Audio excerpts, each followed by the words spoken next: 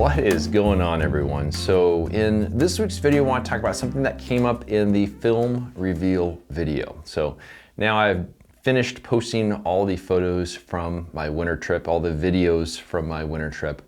I ended up having 7 days worth of videos, and 6 of those days were ones I shot photos, which was actually a wildly productive trip, and which is another topic I'll talk about in another video. But the film reveal videos, they're not really going to be for everyone. They're long videos, 40 minutes of me sitting there looking at film. But I think for those of you that are kind of the film geeks out there, there might be something kind of interesting in there. And it sort of allows me to tell some more stories kind of behind the scenes about some of the photos that didn't quite make it into the video journals. But I've always enjoyed recording the film reveal videos because it's also something for me to look back at and kind of rethink the process, and kind of, because basically the perception will change with time. There'll be a photo that I'll hate at first, but at some point it'll kind of work its way into my portfolio.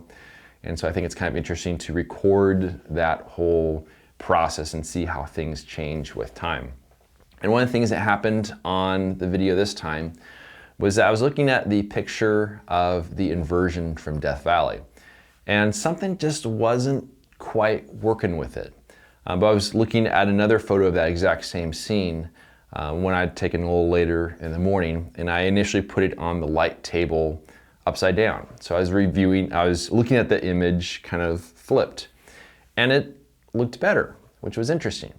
Exact same scene, but for some reason when viewed properly, it looked like it was almost a little uneven, and it just kind of didn't flow very well.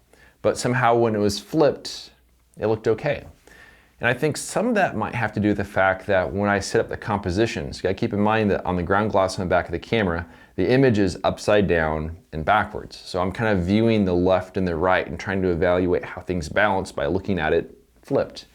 And as a result, sometimes when I look at the actual photo and when it's oriented properly, it doesn't quite work for one reason or another.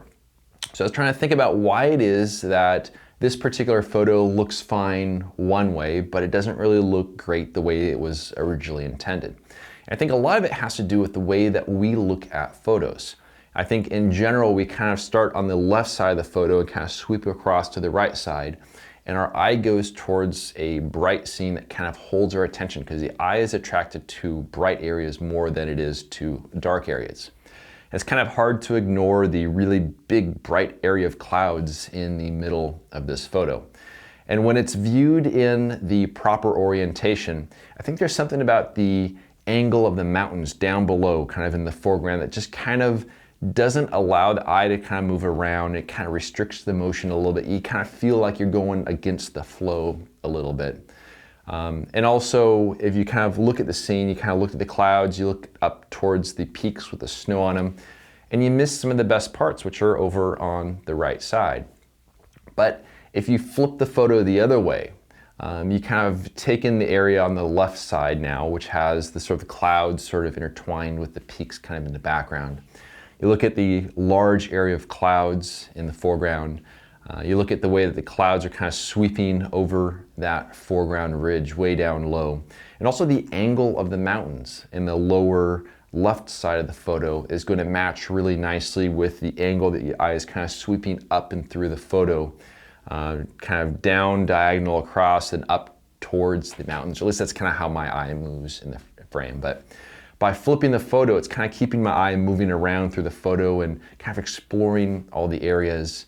And I think that's one of the reasons why flipping this one really helped it to sort of maintain a better visual flow when looking at the photo. It was a little bit of an accident as far as kind of how I discovered this, but I think at some point I might have figured it out as opposed to just kind of writing off the photo and saying, hey, I don't really like the composition on this one. But now I'm even a little bit more aware of it after my experience with that. There was another photo as well. It was a photo of one of the trees that I photographed in Zion.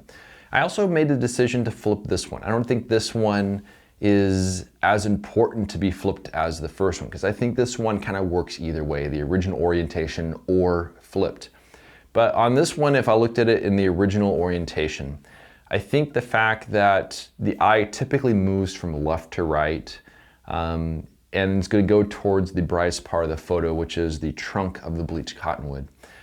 it kind of shot my eye from the left side, down the trunk, and kind of out the right side of the photo.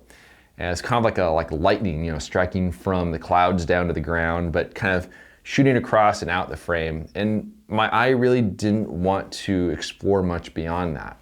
But by flipping the photo, now it's kind of blocking that flow a little bit. So now if the eye is entering from the left side, going towards the bright part of the tree, it kind of runs into it a little bit like a wall. Then it's forced to kind of slow down, wander around the photo, check out some of the foreground, check out some of the stuff in the background, all the intertwined branches. So there is some degree of science involved in that.